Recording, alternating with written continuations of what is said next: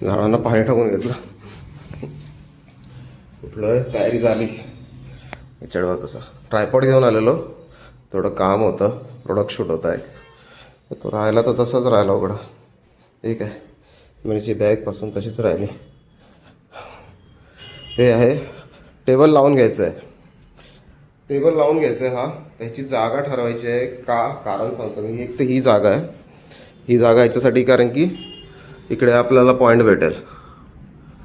हा पॉईंट आहे ना, हा यूज करता येईल, तर ही जागा होईल. सेकंडली थिंग का इकडेच विचार करतो ठेवू, ह्याच जागेवरती ठेवू, कारण की हा एक पॉईंट भेटेल. आता चेंजेस काय माहिती आहे का, हा देवारा चेंज करायचा आहे, म्हणजे ह्याची दिशा चेंज करायची आहे. थोडा त्रास होतो आहे ना, थोडा नाही जास्त होतो आहे, सांगताना मी थोडं सांगतोय, थोडा जास्त त्रास होतो आहे ना, त्याच्यामुळे एकाने सजेस्ट केलं आहे का देवाऱ्याची दिशा चेंज करायची आहे. सो आता ही अशी आहे ना, त्याने काय सांगितलं ईस्ट वेस्ट नाही आहे. आता हा दरवाजा ईस्ट वेस्टला आहे, तर ही अशी सांगितलं आहे का ही मग आयदर अशी ठेव दिस वे. पण इथे ठेवायचा प्रॉब्लेम काय, पाऊस पडला ना काही सगळं पाणी इकडून गळतं आहे बघा, आणि हे भिंत पूर्ण ओली होते. तर डिपेंड्स, जास्त पाऊस पडला ना का ती पूर्ण भिंत अशी ओली होते, त्याच्यामुळे देव भिजायची भीती आहे. आणि दुसरीकडे कुठे ठेवतो, मग बेडरूममध्ये ठेवायला लागेल. मग इकडे दाखवतो, मग आहे तर वे का ही जागा काढून इकडे ते ठेवायला लागेल, आणि मग हे इकडे किंवा असं इकडे नाही शिफ्ट करणार मी विंडो खाली, मग इकडेच असं. पण मला जसं त्याने सांगितलं, माझे गुरु आहेत, त्यांनी मला सांगितलं का पॉसिबल ट्राय कर का मेन डोअर उघडल्यानंतर फ्रंटला देव दिसला पाहिजेत. सो नेगेटिव्ह एनर्जी असतात, मला माहिती आहे थोडं, म्हणजे काही लोकांसाठी मी थोडंसं विचित्रसारखं बोलतोय, पण ज्याच्या लाईफमध्ये प्रॉब्लेम्स असतात ना त्यालाच माहीत आहे तो ते प्रॉब्लेम संपण्यासाठी काय काय करतो ना काय नाही करत. तसं पण मी देवाचाच तो सहारा घेतो आहे, त्याचाच आधार घेतो आहे ना शेवटी. तर त्याने असं मला सांगितलं आहे का ह्या फ्रंट डोअरच्या एकदम समोर असं फेसिंग करून जर देव ठेवलाच तर तुझे थोडेसे प्रॉब्लेम्स सॉल्व होऊ शकतात, किंवा येणारे प्रॉब्लेम्स तुझे टळू शकतात.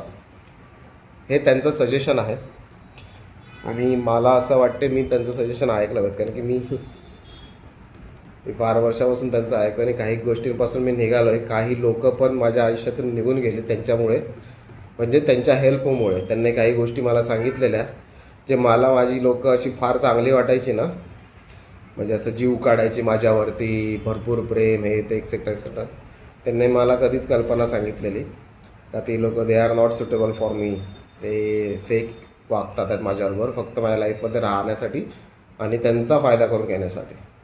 आणि गोष्ट खरी ठरली ॲक्च्युली, कारण की ती लोकं जेव्हा गेली ना माझ्या आयुष्यातून, तेव्हा त्या लोकांनी जेव्हा परत वळून बघितलं ना माझ्याकडे, तेव्हा मला कन्फर्म झालं का ते लोक फक्त स्वतःच्या स्वार्थासाठी माझ्या लाईफमध्ये होते, नॉट फॉर मी. मला माझ्यावर प्रेम आहे, मला गरज आहे वगैरे अशा गोष्टीसाठी नव्हते, ते स्वतःच्या फायद्यासाठी होते. त्यांना गरज होती, त्यांना कोणतरी हवं होतं म्हणून थांबलेले. तर मी ऐकतो त्यांचं.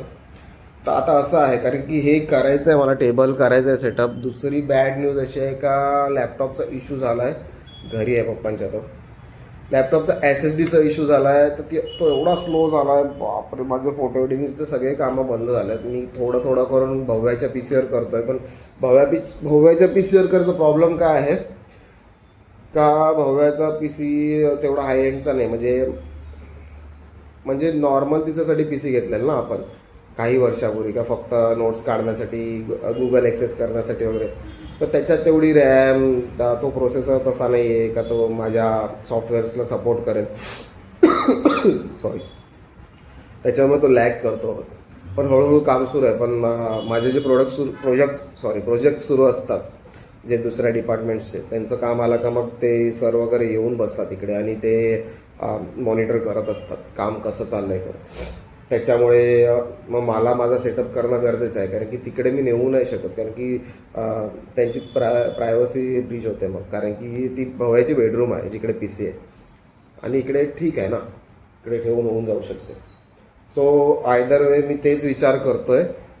काय एक तर मी इकडे ठेवेल टेबल पीसीचा आणि मग देवं तशी त्या साईडला, म्हणजे मेन दरवाजामध्ये आणि देवांमध्ये काहीच नाही, डायरेक्ट सरळ देवं.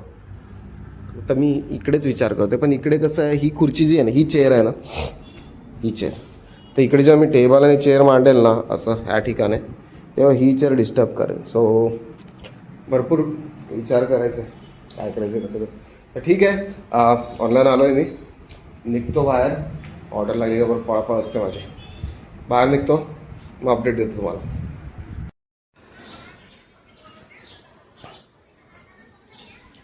पहिलीच ऑर्डर आणि लगेच सेल्फी सबमिट करतो आधी, आता कधी कधी राहून जाते. पहिलीच होती ऑर्डर आणि लगेच सेल्फी मागितली. वाजल्यात 11:04. 10 वाजता ऑनलाईन आलेलो. थोडीशी कामं होती बाकीची, ती सगळी उरकून घेतली आणि ती पण उरकणं गरजेचं आहे. आपली कामं काय कोणी दुसरा करणार नाही मिळत. We are one and only. मिनटं जरा बॅग ठेवतो.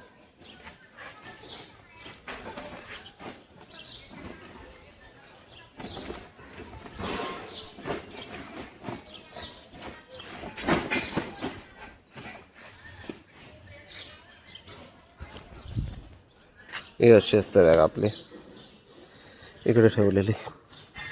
गरज नाही आहे ना, गरज नाही तिथपर्यंत कशाला यूज करायची असं पण होतं ना. कारण की बॅग बघून काही लोक त्रास देतात डिलेवरी पर्सन करून. झोमॅटोला ती गोष्ट कळणार नाही कधी, पण जे आहे ते फॅक्ट आहे. मार्केटमध्ये त्रास होतो हे बॅग बिग बांधून फिरायला. त्याच्यामुळे असं हे कसं झालं आहे सगळं. स्टँडचा तर आता उपयोगच नाही आहे. हे ह्याच्यासाठी काढलं का ते मग ह्या रेन कवरमध्ये ना मोबाईल हा प्रॉपर बसत नाही, हा मोठा पडतो, त्यासाठी काढलं. नमस्कार, मी प्रतीक पुन्हा एकदा आपलं सगळ्यांचं स्वागत करतो आपल्या नवीन ब्लॉगमध्ये. गुड मॉर्निंग बोलू शकतो, दुसरं काय बोलू नाही शकत तुम्हाला आता. चला निघूयात, सुरुवात तर झाली दिवसाची, काम करायची. हे एवढं दिवस माझं लक्ष गेलं नाही, पण इकडे सुंदरम आपलं सॉरी कांचन युनिव्हर्सिटी रोडवरती इकडे शेती आहे. शेती लावलंय कोणीतरी.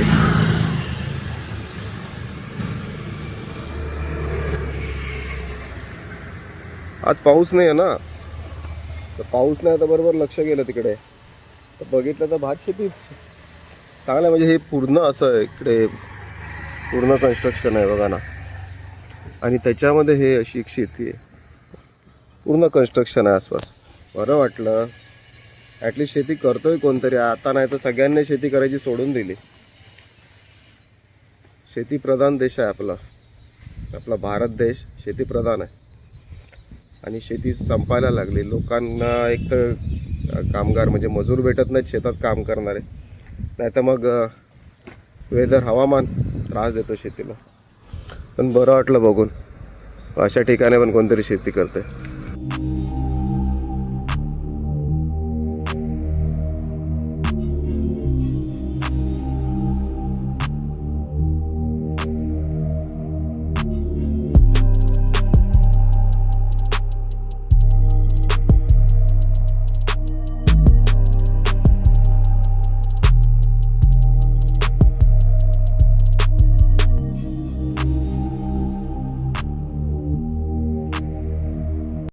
भरायला लागलोय, म्हणजे ते भरून देतात हवा.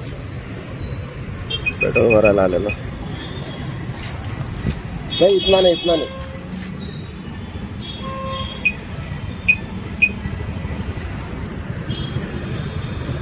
पेट्रोल भरायला आलेलं, पेट्रोल भरून गेलं. प्रॉब्लेम टाटा खराब झाला ना गाडीचा, त्यामुळे कळत नाही. आता ऑलमोस्ट एव्हरी सेकंड डे मी पेट्रोल भरतो, तीच घेत नाही. हो गया हो गया. ऑल ऑफ अ सडन पाऊस बघा किती आला, खूप जोरात सुरू आहे.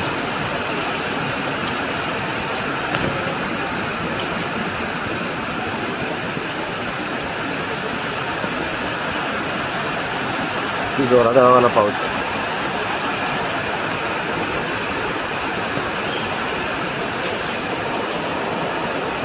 7 वाजले. एक्झॅक्टली. एवढा जोरात आला ना, एवढा जोरात आला ना पाऊस, बापरे.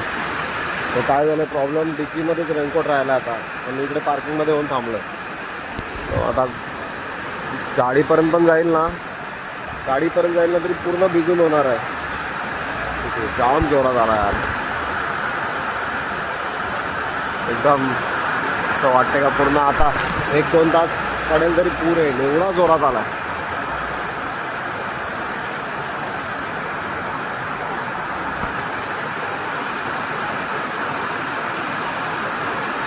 रेनकोट सोबत ठेवला पाहिजे होता, वाट लागली आता. गाडीपर्यंत कसं जावंच झालं. ऑनलाईन आहे, ऑर्डर लागली तर वाट लागणार आहे.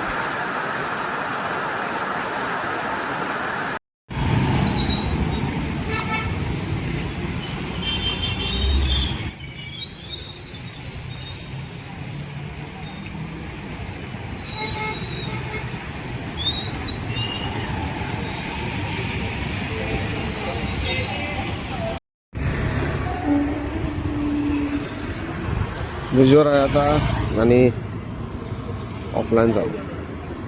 वाजले 10:06 झाली. इकडे गेलेलो सेंट जॉन्सच्या मागे पृथ्वीमध्ये गेलेलो, पृथ्वीमध्ये नाही गेलेलो, नमो शिवास्तूमध्ये गेलेलो. लास्ट ऑर्डर तिकडेच दिली, आत्ता जस्ट दिली. आणि आजचा दिवस चांगला नाही, जे आहे ते आजचा दिवस चांगला गेला. चांगले ऑर्डर दिले, ऑन टाईम दिले, ऑन टाईम टार्गेट झालं, सगळं झालं. जेवणाचं तर माहीत आहे तुम्हाला, रात्री मी करतच नाही. दुपारचं खाल्लं, दुपारचं खाल्लं. मग तेवढंच का वेळ नाही भेटला मला, धावपळ झाली, पाऊस होता दुपारी भरपूर. मग भावायला आणायला गेलो, हे दुपारी मग संध्याकाळी जेवलो, मग भावायला आणायला गेलो, हे ते थोडीशी धावपळ झाली. पण ऑल अँड ऑल दिवस माझ्या मनासारखा गेला, म्हणजे माझा चांगला गेला असं सांगितलं तरी चालेल. तर ठीक आहे, आता झालं थकलो कारण की ऑर्डर्स पण चांगल्या झाल्या आज, त्या हिशोबात थकलो पण मी. आणि सांगतो ओव्हरऑल चांगला गेला आणि त्रास पण नाही झाला दिवसभरात. युजली मी सोमवारी सुट्टी घेतो, सुट्टीचा दिवस असतो, पण मी आज विचार केला मी सुट्टी नाही घेत, आज एक्सपेरिमेंट करून बघतो. त्यात एव्हरी वीक मी सोमवारी सुट्टी घेतो. मी विचार केला आज सुट्टी नाही घेत, आज एक्सपेरिमेंट करतो आणि चांगला गेला दिवस, खरंच चांगला गेला. यार एवढ्या दिवसानंतर असं. आता मी जेवणार नाही आहे, मी सांगितलं तसं. सध्या मी प्रॅक्टिसिंगवर आहे, पण बघू काय फरक पडतो का. तसं हा ब्लोटिंग माझी कमी झालं आहे, फार कमी झालं आहे रात्रीची, आणि झोप लागतं आहे मला. अशी ब्लोटिंग मोस्टली झोप लागत नाही, पण मला लागतं आहे असं. बघू आता थोड्या दिवसात समजेल, लगेच बॉडी काय रिॲक्ट करणार. तर चला, आम्हाला ब्लॉग आपण इकडेच संपवूयात. लवकरच भेटूयात एका नवीन ब्लॉगमध्ये. तोपर्यंत